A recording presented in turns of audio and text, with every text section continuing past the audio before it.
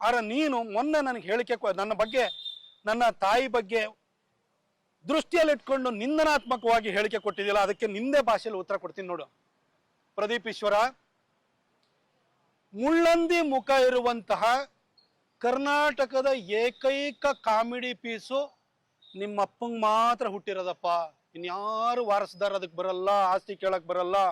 ಆ comedy piece ಕರ್ನಾಟಕದಲ್ಲಿ ಒಂದೇ ಇರೋದು, ಅದು ನಿಮ್ಮಪ್ಪ ಮಾತ್ರ ಹುಟ್ಟಿರೋದು. ಆದ್ರೆ ನಮ್ಮಪ್ಪ ಏನಾದ್ರೂ ಕೂಡ ಅವ್ರ ಪ್ರಾಯದಲ್ಲಿ ಚಿಕ್ಕಬಳ್ಳಾಪುರದ ಕಡೆ ಹೋಗಿದ್ರೆ ನೀನು ಬಹಳ ಸುಂದರವಾಗಿ ಹುಟ್ಟುತ್ತಾ ಇದ್ದೇನೆ.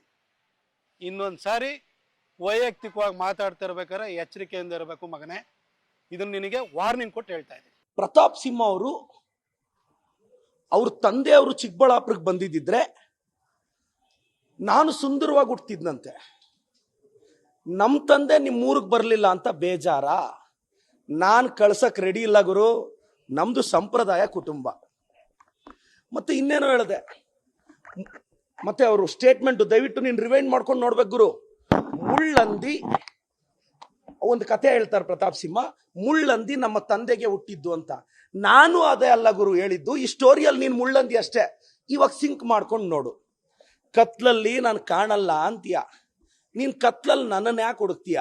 ನೀನ್ ಬೆಳಕಲ್ಲಿ ಹುಡುಕಿದ್ರೆ MP ಟಿಕೆಟ್ ಸಿಗೋದು, ನೀನ್ ಕತ್ಲಲ್ಲಿ ನಮ್ಮನ್ನು ಹುಡುಕ್ತಾ ಇದೀಯಾ? ಏನ್ ಬರಗಾಲ ಗುರು, ಬೇಜಾರಾಗುತ್ತೆ ಗುರು.